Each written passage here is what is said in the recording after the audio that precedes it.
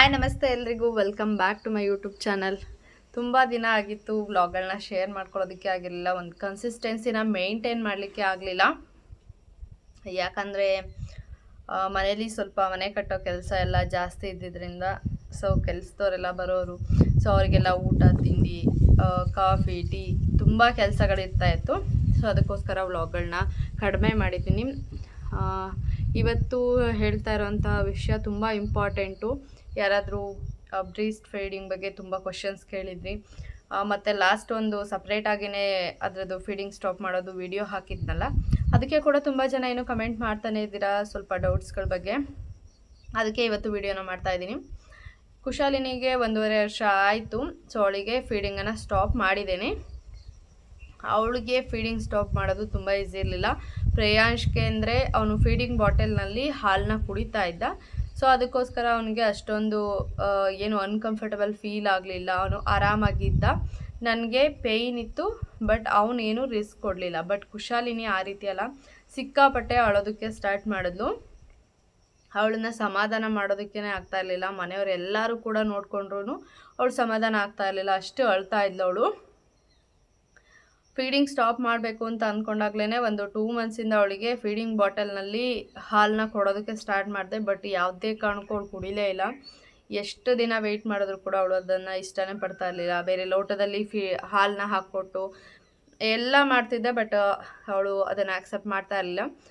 But ನಾನು ಫೀಡಿಂಗ್ನ ಕಡಿಮೆ ಮಾಡ್ಕೊಳ್ತಾ ಬಂದೆ ಗ್ರ್ಯಾಜುವಲ್ ಆಗಿ. ಡೇ ಟೈಮ್ನಲ್ಲಿ ತುಂಬ ಜಾಸ್ತಿ ಸಲ ಹಾಲನ್ನ ಕುಡಿತಾ ಇದ್ಲು. ಅದನ್ನು ಕಡಿಮೆ ಮಾಡ್ಕೊಳ್ತಾ ಬಂದು ಅವಳಿಗೆ ಊಟ ತಿಂಡಿ ದೋಸೆ ಮಧ್ಯೆ ಮಧ್ಯೆ ಫ್ರೂಟ್ಸ್ಗಳನ್ನ ಜಾಸ್ತಿ ಕೊಡೋವಂಥದ್ದು ಈ ರೀತಿಯಾಗಿ ಮಾಡ್ತಾಯಿದ್ದೆ. ಅದನ್ನೆಲ್ಲ ತಿನ್ನೋದಕ್ಕೆ ಸ್ಟಾರ್ಟ್ ಮಾಡಿದ್ಲು.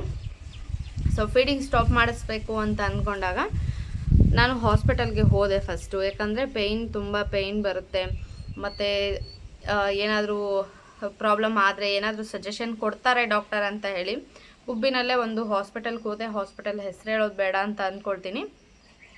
ಸೊ ಹಾಸ್ಪಿಟಲ್ಗೆ ಹೋದಾಗ ಅವರು ಟ್ಯಾಬ್ಲೆಟ್ಸ್ನ ಸಜೆಸ್ಟ್ ಮಾಡಿದ್ರು. ಇವಾಗ ಹಾಲು ಕಡಿಮೆ ಆಗೋದಕ್ಕೆ ಟ್ಯಾಬ್ಲೆಟ್ಸ್ನ ಕೊಡ್ತೀನಿ ಅಂತ ಹೇಳಿ ಬೆಳಗ್ಗೆ ಸಂಜೆ ತೊಗೊಳೋದಕ್ಕೆ ಅಂತ ಹೇಳಿ 2 ದಿನಕ್ಕೆ ಟ್ಯಾಬ್ಲೆಟ್ಸ್ನ ಕೊಟ್ಟರು.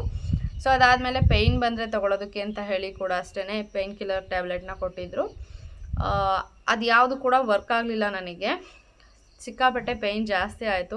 2 ಡೇಸ್ 3 ಡೇಸ್ 4 ಡೇಸ್ ಆದ್ರೂ ಪೇಯ್ನ್ ಇತ್ತು. ಪೇಯ್ನ್ ಕಿಲ್ಲರ್ ತೊಗೊಂಡ್ರೂ ಕೂಡ ಪೇಯ್ನ್ ಕಡಿಮೆ ಆಗ್ತಾ ಇರಲಿಲ್ಲ. ಜಸ್ಟ್ ಟಚ್ ಕೂಡ ಮಾಡೋದಕ್ಕಾಗ್ತಾ ಇರಲಿಲ್ಲ, ಮತ್ತು ಮಕ್ಕಳನ್ನ ಎತ್ಕೊಳ್ಳೋದಕ್ಕೂ ಕೂಡ ಆಗ್ತಾ ಇರಲಿಲ್ಲ. ಹಾಗೇ ತುಂಬ ಜಾಸ್ತಿ ಹಾಲು ಕಟ್ಕೊಳ್ಳೋದಕ್ಕೆ ಸ್ಟಾರ್ಟ್ ಆಗಿ ಅದು ಗಂಟು ಥರ ಆಗಿಬಿಡ್ತು, ಕಲ್ಲಾದಂಗೆ ಆಗಿಬಿಟ್ಟಿತ್ತು. ಅದನ್ನು ನೋಡಿದ್ರೇ ಭಯ ಆಗೋದು, ಮುಟ್ಟೋದಕ್ಕಂತೂ ಆಗ್ತಾನೇ ಇರಲಿಲ್ಲ. ಅದಕ್ಕೆ ಮತ್ತೆ ಹಾಸ್ಪಿಟಲ್ಗೆ ಹೋದೆ. ಮತ್ತು ಅವರು ಒಂದು ಇಂಜೆಕ್ಷನ್ನ ಕೊಡ್ತೀವಿ, ಸೊ ಅದರಿಂದ ಪೇಯ್ನ್ ಕೂಡ ಕಡಿಮೆ ಆಗುತ್ತೆ, ಮಿಲ್ಕ್ ಪ್ರೊಡಕ್ಷನ್ ಕೂಡ ಕಡಿಮೆ ಆಗುತ್ತೆ ಅಂತ ಹೇಳಿದ್ರು. ಇಂಜೆಕ್ಷನ್ ತೊಗೊಂಡೆ, ಮತ್ತು ಪೇಯ್ನ್ ಕಿಲ್ಲರ್ ಟ್ಯಾಬ್ಲೆಟ್ ಕೊಟ್ಟರು. ಟ್ಯಾಬ್ಲೆಟ್ಸ್ನ ಕೂಡ ತೊಗೊಂಡು ಬಂದೆ ಮನೆಗೆ ಬಂದಮೇಲೆ ಫಸ್ಟ್ ಡೇ ಒಂದು ಸ್ವಲ್ಪ ಪೇಯ್ನ್ ಕಡಿಮೆ ಇತ್ತು. ಸೊ ನೆಕ್ಸ್ಟ್ ಡೇ ಮತ್ತೆ ಪೇಯ್ನ್ ಜಾಸ್ತಿ ಆಯಿತು. ಮತ್ತು ಅದೇನು ಹಾಲು ಕಟ್ಕೊಂಡಿರೋವಂಥದ್ದು ಕಲ್ಲು ಥರ ಆಗಿ ಗಟ್ಟಿ ಆಗಿಬಿಟ್ಟಿತ್ತು ಫುಲ್ಲು. ಒಂದು 3 ಕಡೆಯಲ್ಲಿ ಗಂಟಾಗಿರೋ ಥರ ಫೀಲ್ ಆಗ್ತಾಯಿತ್ತು. ಅದನ್ನು ಟಚ್ ಮಾಡೋದಕ್ಕಾಗ್ತಾ ಇರಲಿಲ್ಲ, ಅದು ಹಾಗೇ ಉಳ್ಕೊಂಡ್ಬಿಟ್ಟಿತ್ತು. ಅದನ್ನು ನೋಡಿದಾಗ ಇದೇನೋ ಬೇರೆ ಏನಾದರೂ ಪ್ರಾಬ್ಲಮ್ ಆಗಿದೆಯಾ ಅಂತ ಹೇಳಿ ಡೌಟ್ ಆಗ್ತಾಯಿತ್ತು. ಸೊ ನಾನು ಮತ್ತೆ ನೆಕ್ಸ್ಟು ಬೇರೆ ಹಾಸ್ಪಿಟಲ್ಗೆ ಹೋಗೋಣ, ಈ ಹಾಸ್ಪಿಟಲ್ನಲ್ಲಿ ಯಾಕೋ ಸರಿ ಹೋಗ್ತಿಲ್ಲ ಅಂತ ಹೇಳಿ ಮತ್ತೆ ಇನ್ನೊಂದು ಹಾಸ್ಪಿಟಲ್ಗೆ ಹೋದೆ. ಅಲ್ಲಿ ಏನಾಯ್ತಂದರೆ ತುಂಬ ರಶ್ ಇತ್ತು ಆ ಹಾಸ್ಪಿಟಲ್. ಗುಬ್ಬಿನಲ್ಲಿ ಒಂದು ಹಾಸ್ಪಿಟಲ್ ಇದೆ, ಅದು ಪ್ರೆಗ್ನೆಂಟ್ ವುಮೆನ್ಸ್ ಎಲ್ಲ ಜಾಸ್ತಿ ತೋರಿಸ್ಕೊಳ್ಳೋವಂಥದ್ದು, ಮತ್ತು ತುಂಬ ಫೇಮಸ್ ಆಗಿರೋಂಥ ಹಾಸ್ಪಿಟಲ್ ಅದು ಟೋಕನ್ ನಂಬರ್ 56 ಏನೋ ಇತ್ತು. ಸೊ ಅಷ್ಟು ಕುಶಾಲಿನಿನ ಕೂರಿಸ್ಕೊಂಡು ನನಗೆ ಕೂಡ ಕೂತ್ಕೊಂಡು ಅಷ್ಟು ವೆಯ್ಟ್ ಮಾಡೋದಕ್ಕಾಗಲ್ಲ ಅಂತ ಹೇಳಿ ಮತ್ತೆ ಬೇರೆ ಹಾಸ್ಪಿಟಲ್ಗೆ ಹೋಗಿ ಟೋಕನ್ ತೊಗೊಂಡು ಅಲ್ಲಿ ಡಾಕ್ಟರ್ ಇಮಿಡಿಯೇಟ್ ಸಿಕ್ಕಿದ್ರು.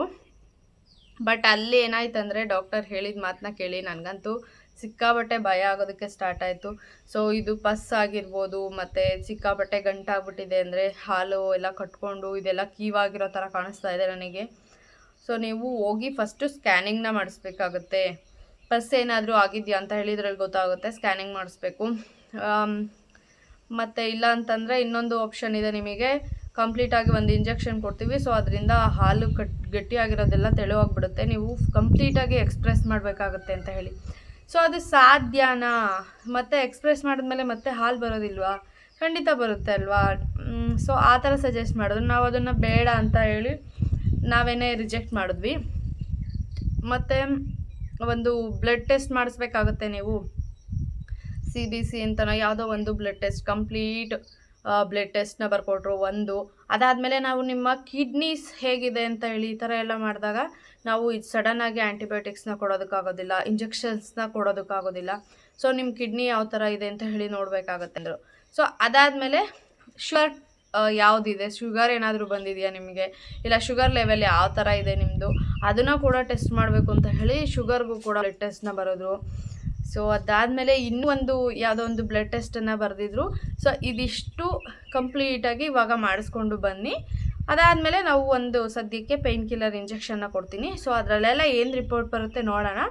ಅದಾದಮೇಲೆ ಏನು ಟ್ರೀಟ್ಮೆಂಟ್ ಕೊಡಬೇಕು, ಇಲ್ಲ ಅದನ್ನು ನಾವು ಕಟ್ ಮಾಡಿ ಆ ಪಸ್ನೆಲ್ಲ ತೆಗಿಬೇಕಾ, ಆ ಥರ ಎಲ್ಲ ಯೋಚನೆ ಮಾಡಿ ಅದೇನಿದೆ ನೋಡ್ಕೊಳ್ಳೋಣ ಮುಂದೆ. ಕೆಲವೊಂದು ಸಲ ಆ ರೀತಿ ಆಗಿದ್ರೆ ಈ ಥರ ಎಲ್ಲ ಕಟ್ ಮಾಡಿ ಪಸ್ನ ತೆಗೆದು ಆ ಥರ ಎಲ್ಲ ಮಾಡಬೇಕಾಗುತ್ತೆ. ಸೊ ಗಾಬರಿ ಆಗಬೇಡಿ, ಇದಿಷ್ಟನ್ನು ಸದ್ಯಕ್ಕೆ ಮಾಡಿಸ್ಕೊಂಡು ಬನ್ನಿ ಅಂತ ಹೇಳಿದ್ರು. ಸೊ ಅವ್ರಿಗೆ ಹೇಳಿದ್ದನ್ನು ಕೇಳಿದ್ರೇ ಭಯ ಆಗ್ತಾಯಿತ್ತು. ಮೊದಲೇ ಈ ಥರ ಪ್ರಾಬ್ಲಮ್ ಯಾವತ್ತೂ ಫೇಸ್ ಆಗಿರಲಿಲ್ಲ. ಒಂದು ಲಾಸ್ಟ್ ಟೈಮ್ ಕೂಡ ಅಷ್ಟೇ ಆರಾಮಾಗಿದ್ದೆ ನಾನು, ಯಾವುದೇ ಹಾಸ್ಪಿಟಲ್ಗೂ ಹೋಗಿರಲಿಲ್ಲ, ಟ್ಯಾಬ್ಲೆಟ್ಸ್ನ ಕೂಡ ತೊಗೊಂಡಿರಲಿಲ್ಲ, ಜಸ್ಟ್ ಮನೆಯಲ್ಲೇ ಆರಾಮಾಗಿದ್ದೆ. ಡೋಲೋ 650 ಏನೋ ಟ್ಯಾಬ್ಲೆಟ್ಸ್ ತೊಗೊಂಡಿದ್ದೆ ಅಷ್ಟೇ, 1-2 ದಿನ ಪೇಯ್ನ್ ಬಂದಾಗ. ಸೊ ಕಂಪ್ಲೀಟಾಗಿ 1 ವಾರಕ್ಕೆ ಎಲ್ಲದೂ ಕೂಡ ನಾರ್ಮಲ್ ಆಗಿತ್ತು. ಈ ಸಲ ನನಗೆ ಕೂಡ ಭಯ ಆಗ್ತಿತ್ತು. ಸೊ ಏನೋ ಇರ್ಬೋದೇನೋ ಆ ಥರ ಆಗಿದೆಯೇನೋ ಅಂತ ಹೇಳಿ ಅಂದ್ಕೊಂಡೆ. ಮತ್ತು ಇದಿಷ್ಟು ಟೆಸ್ಟನ್ನು ಮಾಡಿಸ್ಬೇಕು ಅಂತಂದರೆ ಒಂದು 6500 ಆದ್ರೂ ಖರ್ಚಾಗ್ತಾಯಿತ್ತು ನನ್ನ ಪ್ರಕಾರ. ಸೊ ಡಾಕ್ಟರ್ಸ್ಗಳು ಇದಿಷ್ಟನ್ನು ಸಜೆಸ್ಟ್ ಮಾಡೋದಕ್ಕೂ ಮುಂಚೆ ಒಂದು ಯೋಚನೆ ಮಾಡಿ, ಬರೀ ದುಡ್ಡು ಮಾಡೋದಕ್ಕೆ ಹೊರಟಿದ್ದಾರೆ ಡಾಕ್ಟರ್ಸ್ ಅಂತ ನನಗನ್ಸುತ್ತೆ. ಮಿಡಲ್ ಕ್ಲಾಸ್ ಜನಗಳು ಎಲ್ಲಿ ಹೋಗಬೇಕು ಅವರು. ಹಾಗೆಯೇ ನೀವು ಹೇಳಿದ್ದೇ ಸರಿ, ಡಾಕ್ಟರ್ ಹೇಳಿದ್ದೇ ಸತ್ಯ ಅಂತ ಹೇಳಿ ಅದೆಷ್ಟೋ ಜನ, ತುಂಬ ಜನ ಅಂದ್ಕೊಂಡಿರ್ತಾರೆ. ನಾವು ಸಡನ್ನಾಗಿ ಅವ್ರು ಹೇಳಿದ್ದು ಏನು ಹೇಳ್ತಾರೋ ಅದನ್ನು ಮಾಡಿಸ್ಕೊಂಡು ಬರೋವಂಥದ್ದು. ಇನ್ನೂ ಭಯ ಸ್ಟಾರ್ಟ್ ಆಗಿರುತ್ತಲ್ಲ. ಸೊ ನಾವಿನ್ನೂ ಲೇಟ್ ಮಾಡಿದ್ರೆ ಏನಪ್ಪ ಪ್ರಾಬ್ಲಮ್ಸ್ ಆಗ್ಬೋದು, ಇನ್ನೂ ಏನಾದರೂ ಪ್ರಾಬ್ಲಮ್ ಆಗ್ಬೋದು ಅಂತ ಹೇಳಿ ಭಯ ಸ್ಟಾರ್ಟ್ ಆಗಿರುತ್ತೆ. ಸೊ ಹೋಗಿ ಇಮಿಡಿಯೇಟಾಗಿ ಅದೆಲ್ಲ ಮಾಡಿಸ್ಕೊಂಡು ಬಂದುಬಿಡ್ತಾರೆ. So ದುಡ್ಡಂತೂ waste. ಇನ್ನೊಂದು ಕಡೆಯಲ್ಲಿ ಟ್ರೀಟ್ಮೆಂಟ್ ತೊಗೊಳ್ಳೋವಂಥದ್ದು, ಅದು ಏನಾದರೂ ಪ್ರಾಬ್ಲಮ್ ಇರಲಿ ಇಲ್ಲದೇ ಇರಲಿ, ಅದಕ್ಕೆ ನಮಗೆ ಅವಶ್ಯಕತೆ ಇಲ್ಲ ಅಂದ್ರೂ ನಮ್ಮ ದೇಹಕ್ಕೆ ಆ ಒಂದು ಮೆಡಿಸನ್ನ ತೊಗೊಳ್ಳೋವಂಥದ್ದು, ಆ ಥರ ಎಲ್ಲ ಮಾಡ್ತಾಯಿದ್ದಾರೆ ಡಾಕ್ಟರ್ಸು. ನನಗೆ ಅದನ್ನು ಕೇಳಿನೇ ಬೇಜಾರಾಗೋಯಿತು ಮತ್ತು ಭಯನೂ ಆಯಿತು. ಮತ್ತು ನಾನು ನಮ್ಮ ಡಾಕ್ಟರ್ಗೆ ಕಾಲ್ ಮಾಡಿದ್ದೆ, ಚಿನ್ಮಯ್ ಹಾಸ್ಪಿಟಲ್ ಡಾಕ್ಟರ್ ಶೈಲೇಜ್ ಅವ್ರಿಗೆ ಫೋನ್ ಮಾಡಿ ಕೇಳಿದೆ. ಅವರು ಬ್ಯುಸಿ ಇದ್ದಿದ್ದರಿಂದ ಅವರ ನರ್ಸ್ ಯಾರು ಅವರ ಜೊತೆಯಲ್ಲಿ ಇದ್ದವರು ಅಟೆಂಡ್ ಮಾಡಿದ್ರು. ಸೊ ಅದಾದಮೇಲೆ ಮೇಡಮ್ ಈ ರೀತಿ ಹೇಳ್ತಾ ಇದ್ದಾರೆ, ಸ್ಕ್ಯಾನಿಂಗು ಅದು ಇದು ಅಂತ ಹೇಳಿ ತುಂಬ ಭಯ ಆಗ್ತಿದೆ ಅಂದೆ. ಹಾಸ್ಪಿಟಲ್ಗೆ ಬರೋದಕ್ಕಾಗುತ್ತಾ ಅಂದರು. ಟೈಮ್ ಇಲ್ಲ ಮೇಡಮ್, ನಾಳೆ ಬರ್ಬೋದು ಅಂತಂದೆ. ಸರಿ ಆಯಿತು, ಇವಾಗ ಈ ಒಂದು ಆ್ಯಂಟಿಬಯೋಟಿಕ್ಸ್ನ ನಾನು ನಿಮಗೆ ಕಳಿಸ್ತೇನೆ. ಸೊ ಆ ಒಂದು ಆ್ಯಂಟಿಬಯೋಟಿಕ್ಸ್ ತೊಗೊಳ್ಳಿ. ಅದರಲ್ಲಿ ಏನಾದರೂ ಪೇಯ್ನು ಮತ್ತು ಗಂಟಾಗಿರೋ ಅಂಥದ್ದು ಯಾವುದು ಕೂಡ ಕಡಿಮೆ ಆಗಲಿಲ್ಲ ಅಂದರೆ ನೀವು ಇಮಿಡಿಯೇಟಾಗಿ ಹಾಸ್ಪಿಟಲಿಗೆ ಬನ್ನಿ, ನಾನು ಚೆಕ್ ಮಾಡ್ತೀನಿ ಅಂತ ಹೇಳಿದ್ರು. ಸೊ ಆ ಒಂದು ಆ್ಯಂಟಿಬಯೋಟಿಕ್ಸ್ ಏನು ಕಳಿಸಿದ್ರು ನನಗೆ ವಾಟ್ಸಪ್ ಮಾಡಿದ್ರು ಅವರು, ಅದನ್ನು ನಾನು ತೊಗೊಂಡೆ. ಮಧ್ಯಾಹ್ನ ನಾನು ತೊಗೊಂಡಿದ್ದಂಥದ್ದು 3 ಟ್ಯಾಬ್ಲೆಟ್ಸ್, 3 ಆ್ಯಂಟಿಬಯೋಟಿಕ್ಸ್ ಥರ ಕೊಟ್ಟಿದ್ರು, ಒಂದು ಪೇಯ್ನ್ ಕಿಲ್ಲರು ಮತ್ತು 2 ಆ್ಯಂಟಿಬಯೋಟಿಕ್ಸ್ ಯಾವುದೋ. ಸೊ ಅದನ್ನು ತೊಗೊಂಡಿದ್ದ ತಕ್ಷಣ ಇಮಿಡಿಯೇಟಾಗಿ ಕಂಪ್ಲೀಟ್ ಪೇಯ್ನೇ ಹೊರಟೋಯ್ತು. ಮತ್ತು ಕಲ್ಲು ಥರ ಆಗಿದ್ದಂಥದ್ದು ಬ್ರೀಸ್ಟ್ ಏನಿದೆ ಅದು ಕಂಪ್ಲೀಟಾಗಿ ಸಾಫ್ಟ್ ಆಗೋಯ್ತು. ಜಸ್ಟ್ ಒಂದೇ ಸಲ ನಾನು ಆ ಆ್ಯಂಟಿಬಯೋಟಿಕ್ ತೊಗೊಂಡಿದ್ದಂಥದ್ದು. ಮತ್ತು ನೈಟ್ ಇನ್ನೊಂದು ಸಲ ತೊಗೊಂಡೆ. ಇನ್ನು ಮಾರ್ನಿಂಗಿಗೆ ನನಗೆ ಯಾವುದೇ ಥರ ಪೇಯ್ನ್ ಇಲ್ಲ, ನಾನು ಫುಲ್ ನಾರ್ಮಲ್ ಆಗಿದ್ದೀನಿ. ಮತ್ತು ಯಾವುದೇ ಒಂದು ಸಣ್ಣ ಗಂಟು ಕೂಡ ಇಲ್ಲ. ಅಷ್ಟು ಕಲ್ಲು ಥರ ಆಗಿದ್ದಂಥದ್ದು ಕಂಪ್ಲೀಟಾಗಿ ಸಾಫ್ಟ್ ಆಗೋಯ್ತು. ಇಷ್ಟೇ ಪ್ರಾಬ್ಲಮ್ ಇಷ್ಟು ಈಸಿಯಾಗಿ ಇದಾಯಿತು ಅಂದರೆ, ನೀವು ಯಾಕೆ ಆ್ಯಂಟಿಬಯೋಟಿಕ್ಸ್ನ ಕೊಡಲಿಲ್ಲ? ಬೇರೆ ಡಾಕ್ಟರ್ಸ್ಗೆ ಕೇಳುವಂಥದ್ದು ನಾನು, ನೀವು ಯಾಕೆ ಅದನ್ನು ಕೊಡಲಿಲ್ಲ ಫಸ್ಟೇ? ಸ್ಕ್ಯಾನಿಂಗು ಅದೆಲ್ಲದು ಮಾಡಿಸೋದಕ್ಕೂ ಮುಂಚೆನೇ ಆ್ಯಂಟಿಬಯೋಟಿಕ್ಸ್ ಕೊಟ್ಟು ನೋಡೋಣ, ಅದರಲ್ಲಿ ಕಡಿಮೆ ಆಗಲಿಲ್ಲ ಅಂದರೆ ನೆಕ್ಸ್ಟ್ ಏನಾದರೂ ಮಾಡೋಣ, ಆ ಥರ ಯೋಚನೆ ಮಾಡಲಿಲ್ಲ ಅವರು. ಡೈರೆಕ್ಟಾಗಿ ಅವ್ರಿಗೇನು ಬೇಕೋ ಸ್ಕ್ಯಾನಿಂಗ್ ಬರೋದ್ರು, ಅದು ಇದು ಬ್ಲಡ್ ಟೆಸ್ಟು, ಬರೀ ದುಡ್ಡು ಮಾಡೋ ಅಂಥದ್ದು. ಈ ಥರನೇ ಯೋಚನೆ ಮಾಡ್ತಾ ಇದ್ದಾರೆ ಡಾಕ್ಟರ್ಸು. ಸೇವೆ ಮಾಡಬೇಕು, ಜನಗಳಿಗೆ ಏನಾದರೂ ನಮ್ಮಿಂದ ಎಷ್ಟು ಸಾಧ್ಯ ಆಗುತ್ತೋ ಅಷ್ಟು ಒಂದು ಹೆಲ್ಪ್ ಮಾಡಬೇಕು. ಆ ಥರದ್ದು ಯಾವುದೂ ಇಲ್ಲ. ನಾನೊಂದು ಹಾಸ್ಪಿಟಲ್ ಮಾಡ್ಕೊಳ್ತೀನಿ ದೊಡ್ಡದಾಗಿ. ಸೊ ಹಾಸ್ಪಿಟಲ್ಗೆ ಇನ್ವೆಸ್ಟ್ ಮಾಡಿರೋ ದುಡ್ಡು ಎಲ್ಲಿಂದ ಬರಬೇಕು? ಪೇಷಂಟ್ಸಿಂದ ಬರಬೇಕು. ಸೊ ಆದಷ್ಟು ಬೇಗ ಎಷ್ಟು ಸಾಧ್ಯ ಆಗುತ್ತೆ ಅಷ್ಟು ಬೇಗ ನಾವು ಅದನ್ನು ರಿಕವರಿ ಮಾಡ್ಕೊಳ್ಳೋಣ ಅಂತ ಯೋಚನೆ ಮಾಡೋರೆ ಜಾಸ್ತಿ ಜನ ಇದ್ದಾರೆ. ಅಂಥದ್ರಲ್ಲಿ ನಮ್ಮ ಡಾಕ್ಟರ್ಸ್ ಹೇಳಿದ್ನಲ್ಲ, ಡಾಕ್ಟರ್ ಶೈಲಜಾ ಅವ್ರ ಥರ ಕೆಲವೊಂದಷ್ಟು ಜನ ಡಾಕ್ಟರ್ಸು ಇವತ್ತಿಗೂ ಕೂಡ ಮಾನವೀಯತೆ ದೃಷ್ಟಿಯಿಂದ ತುಂಬಾ ಹೆಲ್ಪ್ ಮಾಡಿಕೊಂಡು ಎಷ್ಟು ಸಾಧ್ಯ ಆಗುತ್ತೋ ಆ ರೀತಿಯಾಗಿ ಹೆಲ್ಪ್ ಮಾಡ್ಕೊಂಡು ಇರೋವಂಥವ್ರು ಕೂಡ ಇದ್ದಾರೆ. ಸೊ ಫೀಡಿಂಗ್ ಸ್ಟಾಪ್ ಮಾಡೋವಾಗ ಈ ಥರ ಎಲ್ಲ ಪ್ರಾಬ್ಲಮ್ ಆಗುತ್ತೆ. ದಯವಿಟ್ಟು ಹೆದರ್ಕೊಳ್ಬೇಡಿ, ಒಳ್ಳೆ ಡಾಕ್ಟರ್ ಹತ್ರ ಹೋಗಿ ಟ್ಯಾಬ್ಲೆಟ್ಸ್ನ ತೊಗೊಳ್ಳಿ. ಇದು ನನ್ನ ಈ ಸಲದ ಫೀಡಿಂಗ್ ಎಕ್ಸ್ಪೀರಿಯೆನ್ಸು ಸಿಕ್ಕಾಬಟ್ಟೆ ಹಾರಿಬಲ್ ಆಗಿತ್ತು, ಯಾವತ್ತೂ ಕೂಡ ಮರೆಯೋದಕ್ಕೆ ಆಗೋದಿಲ್ಲ ಅಷ್ಟು.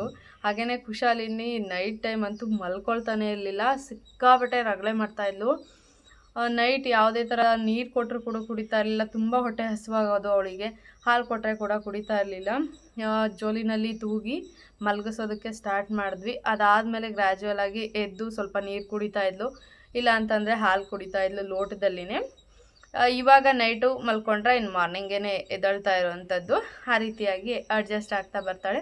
ಸ್ವಲ್ಪ ದಿನ ಅಂತೂ ನಾವು ನಿದ್ದೆಗೆಡಬೇಕಾಗುತ್ತೆ, ಮತ್ತು ಸ್ವಲ್ಪ ಮಗುವಿಗೆ ಜಾಸ್ತಿ ಟೈಮ್ ಕೊಡಬೇಕಾಗತ್ತೆ. ಮನೆಯವರೆಲ್ಲರೂ ಸಪೋರ್ಟ್ ಕೂಡ ಬೇಕು. ನಿಮಗೆ ಯಾವಾಗ ಫ್ರೀ ಅನಿಸುತ್ತೆ ಅಂದರೆ ಮನೆ ಕೆಲಸಗಳು ಕಡಿಮೆ ಇರುತ್ತೆ, ಆ ಟೈಮ್ನಲ್ಲಿ ನೋಡಿಕೊಂಡು ಫೀಡಿಂಗ್ನ ಸ್ಟಾಪ್ ಮಾಡ್ಕೊಳ್ಳಿ ಅಂತ ಹೇಳ್ತೀನಿ. ಸೊ ಇವತ್ತಿನ ವ್ಲಾಗ್ ಇಷ್ಟೇ. ಇನ್ಮೇಲೆ ಆದರೂ ಕನ್ಸಿಸ್ಟೆನ್ಸಿ ಮೇಂಟೈನ್ ಮಾಡಿಕೊಂಡು ವೀಡಿಯೋಸ್ಗಳನ್ನ ಅಪ್ಲೋಡ್ ಮಾಡ್ತೀನಿ. ದಯವಿಟ್ಟು ಇದೇ ರೀತಿಯಾಗಿ ಸಪೋರ್ಟ್ ಮಾಡ್ತಾಯಿರಿ. Thanks for watching.